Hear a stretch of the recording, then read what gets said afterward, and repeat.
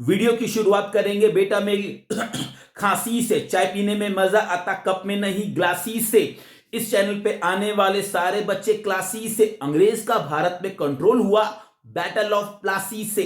जी भाई, battle of Plassey 1757 में हुई थी, बंगाल में हुई थी। अंग्रेजों की तरफ से लड़ रहे थे रॉबर्ट क्लाइव, और बंगाल के जो उस वक्त के जो राजा थे, बादशाह थे, वो थे सिराजुद्दौला। घमासान युद्ध हुआ भाई। भारत की तरफ से मीर जाफर ने गद्दारी की और अंग्रेज जीत गए, और यहां से अंग्रेजों का भारत पर कंट्रोल राज शुरू हो गया 1757 बैटल ऑफ प्लासी से। और लगभग 200 साल तक अंग्रेजों ने भारत पर राज किया, और क्या गदर मचाया उन्होंने। भारत की इकोनॉमी को बिल्कुल बर्बाद कर दिया, बॉल बवाल काटा भाई उन लोगों ने।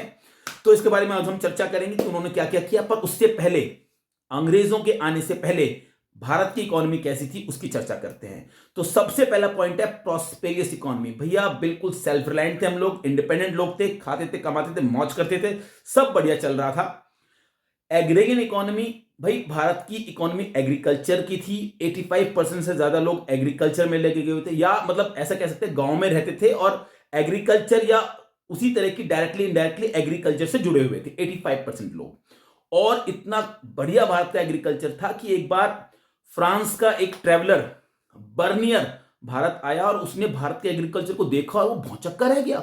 उसने बोला कि जो भारत का उस वक्त का जो बंगाल था, 17वीं सेंचुरी का बंगाल, उसके बारे में बोला रिचर देन इजिप्ट, कि वो इजिप्ट से भी ज्यादा समृद्ध है, रिच है। तो इतना बढ़िया हमारा एग्रीकल्चर था। उसके बाद बात करते हैं हैंडीक्राफ्ट की। हैंडीक्राफ्ट भाई वर्ल्ड फेमस, क्या खतरनाक किस्म का भारत का हैंडीक्राफ्ट, वर्ल्ड फेमस, बहुत तारीफ थी। उस वक्त आप जानते हैं बांग्लादेश भारत का पार्ट था। बांग्लादेश में एक जगह है ढाका, और ढाका को उस वक्त डेक्का डेक्का बोलते थे। और एक बहुत ही फाइन क्वालिटी का कॉटन फैब्रिक मसलिन उस वक्त बड़ा फेमस हुआ। मसलिन, भारत के आम जन करते थे ये आस कि मसलिन मिले हमें दो तरह का, मलमल शाही और मलमल खास। मलमल खास और मलमल शाही दो फाइन क्वालिटी के जो है कॉटन फैब्रिक मसलिन थे, और बहुत ही फेमस वर्ल्ड में थे। बहुत रिच लोग उसको पहनते थे, लेकिन भारत के आम लोग भी उसकी उम्मीद रखते। तो ये बताता है आपको कि कितना फेमस भारत का हैंडीक्राफ्ट था। और कहते हैं कि भाई जो मसलिन था, मलमल जिसे बोलते हैं, वो भाई अंगूठी से उससे बनी साड़ियां निकल जाती थी। इतना फाइन क्वालिटी का, इतना मुलायम वो होता था कि अंगूठी से साड़ियां निकल जाती थी। बिल्कुल क्या बात है जनाब, जबरदस्त। लेकिन अंग्रेजों को तो ये पसंद नहीं था ना, उनको तो भारत की इकोनॉमी को बर्बाद करना था। उन्होंने सिस्टमैटिकली भारत की इकोनॉमी को बर्बाद किया। भाई दो बड़े मोटिव थे, टू फोल्ड मोटिव अंग्रेजों के थे भारत में आने के। सबसे पहला कि भाई भारत में कच्चा माल वो वहां इंडिया से प्रोड्यूस करते थे और अपने देश इंग्लैंड लेके जाते थे। इंग्लैंड में जो थी ना उनकी कंपनियां थी, वो वहां पे इंडस्ट्री लग रही थी। इंडस्ट्री में भारत का कच्चा माल जाता था, तैयार माल बनता था, और भारत में लाके हाई प्राइस पर उसको बेचते थे। भारत से सस्ते रेट पर कच्चा माल लेके जाते थे, रॉ मटेरियल, और वहां की इंडस्ट्री में बना के भारत में ही हाई प्राइस पर बेचते थे। Two fold motive, clear cut motive था कि भारत को कॉलोनी बनाना है, अपने फायदे के लिए भारत का इस्तेमाल करना है। तो कैसे उन्होंने भारत को बर्बाद किया इस पूरे चैप्टर में ये बताया गया है, और एंड में उनकी कुछ अच्छाइयां बताई गई है। तो इस सेगमेंट में हम उनके द्वारा किए गए काम, जो कि एग्रीकल्चर सेक्टर को कैसे उन्होंने बर्बाद किया, इसके बारे में चर्चा करेंगे। तो सबसे पहला पॉइंट, एग्रीकल्चर सेक्टर को बर्बाद करने के लिए वो लेके आए जमींदारी सिस्टम। बड़ा खतरनाक सिस्टम था। इसके ऊपर मैं ऑलरेडी एक वीडियो बना चुका हूं, आप चाहें तो देख सकते हैं। तो अब हल्का सा मैं ब्रीफ में बता देता हूं आपको कि जमींदारी सिस्टम में यह था कि उन्होंने बोला कि भाई एक लगान देना पड़ेगा, आपको टैक्स देना पड़ेगा। तुम साला गुलाम लोग हमारी पैर की जूती के नीचे रहेगा।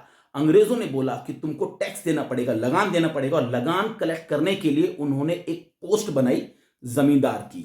और जो जमींदार होगा वो अंग्रेज अपॉइंट करेंगे। जमींदार का काम होगा कि लगान वसूल करना है और अंग्रेजों को लाके देना है। और लगान एग्जॉर्बिटेंट, मतलब बहुत ज्यादा लगान वसूल करते थे, आप जानते ही हैं। अच्छा, एक पॉइंट ये था इसमें, जमींदार जो लोग थे वो बड़े चालाक थे, ज्यादा लगान लेते थे।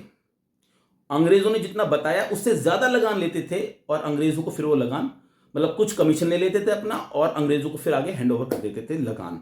तो लगान का ये सिस्टम था। अब लगान ने क्या किया, एग्रीकल्चर को बड़ा बर्बाद कर दिया। क्योंकि लगान लेने से पहले किसान जो थे वही जमीन के मालिक थे। अब जमींदारों को बना दिया अंग्रेजों ने, जमींदारों को जमीन का मालिक बना दिया। अब किसान तो लैंडलेस लेबरर बन के रह गया।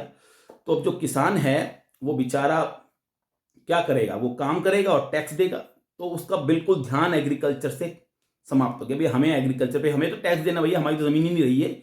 तो उन्होंने एग्रीकल्चर पे ध्यान देना छोड़ दिया। जमींदार को तो इससे कोई मतलब नहीं है, उसको टैक्स वसूल करना है और आगे देना है, और ज्यादा लेंगे कम देंगे। उन्होंने भी एग्रीकल्चर पे ध्यान देना छोड़ दिया।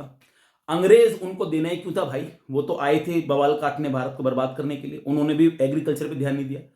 और भाई खेत ना मेहनत मांगता है भाई, ऐसे नहीं है कि उसमें कुछ बीज डाला मामला उग जाएगा। भैया ऐसे नहीं, तो मेहनत लगती है, मेहनत पसीना। किसान जो मेहनत करता है वो फसल तब उग के आती है।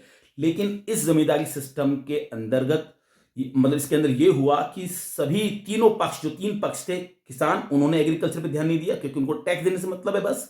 जमींदार जो कि जिनको ओनर बनाया गया था, उन्होंने भी ध्यान नहीं दिया। और अंग्रेज को तो भाई ध्यान देना ही क्यों था। तो जो पूरा जो बर्बाद कर दिया एग्रीकल्चर को, अंग्रेज और जमींदार इसके बड़े एक रिस्पॉन्सिबल लोग रहे हैं। तो ऐसे एग्रीकल्चर में स्टैग्नेशन आ गया, भारत के एग्रीकल्चर में स्टैग्नेशन, ग्रोथ नहीं हो रही है, पॉपुलेशन बढ़ रही है, एग्रीकल्चर नहीं बढ़ रहा है। क्यों भाई, क्योंकि खेत की तरफ किसी का ध्यान ही नहीं है। जमींदारी सिस्टम इसका एक बड़ा कारण था। दूसरा कारण की बात करते हैं, कमर्शलाइजेशन ऑफ एग्रीकल्चर।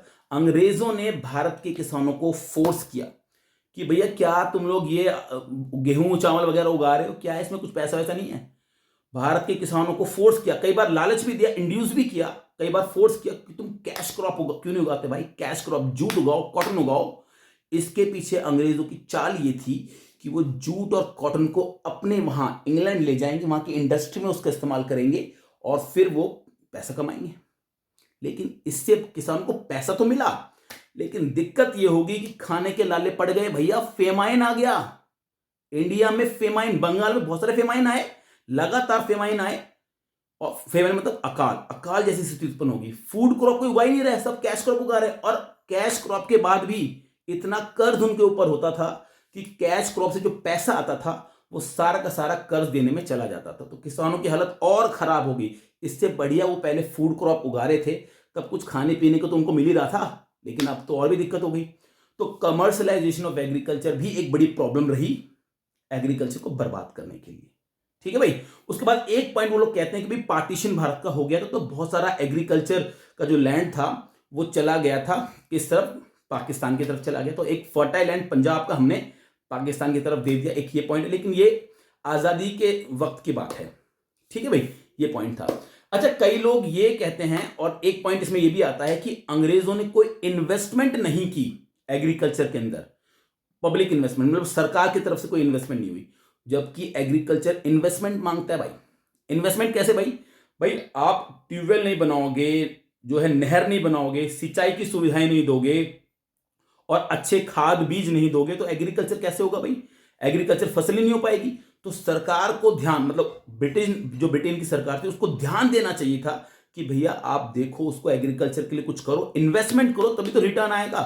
उन्होंने कोई इन्वेस्टमेंट नहीं की, जिस वजह से भारत का एग्रीकल्चर स्टैग्नेंट फॉर्म में आ गया, उसमें ग्रोथ नहीं हो पाई। ये बड़ा कारण है।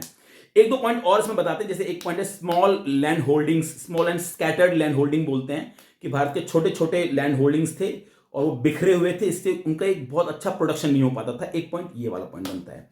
एक पॉइंट और वो बोलते हैं, वो कहते हैं कि भाई लो लेवल ऑफ प्रोडक्टिविटी, कि लो लेवल ऑफ प्रोडक्टिविटी थी। इसका मतलब कि भारत में उस वक्त का जो खेत था, उसकी जो उपज थी, उसमें जो प्रोडक्शन हो रहा था वो बहुत कम था as compare to other countries. क्यों? क्योंकि भैया इन्वेस्टमेंट नहीं की, खेती की तरफ ध्यान नहीं दिया, क्योंकि इरादा तो अंग्रेजों का लूटने का था ना, लूटने का इरादा था। वो चाहते ही नहीं थे कि भैया एग्रीकल्चर ग्रो करे, इसीलिए लो लेवल ऑफ प्रोडक्शन और प्रोडक्टिविटी भी कह सकते हैं इसको, ये रहा। तो भाई ये कुछ कारण थे भारत के, मतलब कुछ पॉइंट्स थे जो एग्रीकल्चर को उस वक्त डिफाइन करते हैं जब भारत अंग्रेजों का गुलाम था। उसके बाद आजादी के बाद हमने काफी ज्यादा प्रोग्रेस की है एग्रीकल्चर में भी, वो हम बाद में पढ़ेंगे। इस सेगमेंट में, इस वीडियो में सिर्फ इतना ही एग्रीकल्चर के बारे में हमने पढ़ा है। दूसरी वीडियो में हम इंडस्ट्री, फॉरेन ट्रेड और बाकी सारी चीजों के बारे में पढ़ेंगे। अगर आपको वीडियो पसंद आई है तो भैया लाइक कर दो, कहने की क्या जरूरत है, शेयर कर दो, कुछ पूछना हो तो भाई कमेंट कर दो। Thank you so much.